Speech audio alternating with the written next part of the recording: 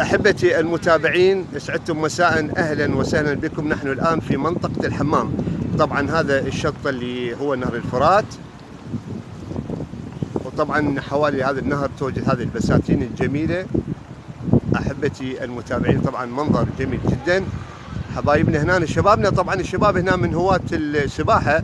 الصديق أسامة الصحفي والإعلامي طبعا في زيارة اليوم إلى نهر الفرات، طبعا للاطلاع على هذه المنطقة، منطقة الحمامات أو الحمام، وهي بالضبط تابعة للمنطقة الزيناوية. وطبعا هذه الشمس هي الآن في حالة غروب، وهذول الشباب عندنا الهاوي للصيد الشاب أمجد أو ماجد. شلونك حبيبي؟ شو اخبارك؟ الحمد لله. هاي انت يوميا تجي هنا؟ ايه. طبعا انت عندك هوايه؟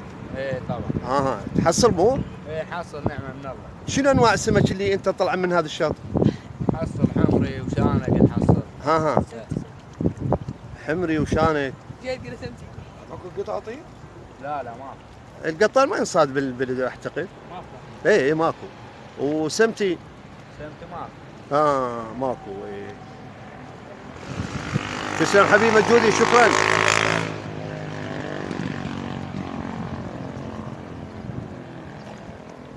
وانت حبيبي شو تصيد؟ شانق وحمري. شو اسمك انت؟ انا اسمي فيصل. وفيصل وردة دائما تجي هنا؟ اي والله يوميا. اي حلوه هاي، ويا المغرب جميله جدا. وانت حبوب شو اسمك؟ كرار. كرور، شلونك؟ الحمد لله. شلونك بعد؟ كرار هيك دور وجهك، خلينا نشوف وجهك والله الحلو. الحمد لله. هلا جاي صيد مو؟ اي والله. يا ورده هذا حبيبي. بس حمر وشانق. ها؟ بس حمر وشانق. اي حمري وشانق. ماكو سندل. اي سمت وينك بهالوقت هذا؟ استاذ رزاق هذاك بدا هذاك ناس جاي يصيد، جاي يسبون، ضرب كامل عليه.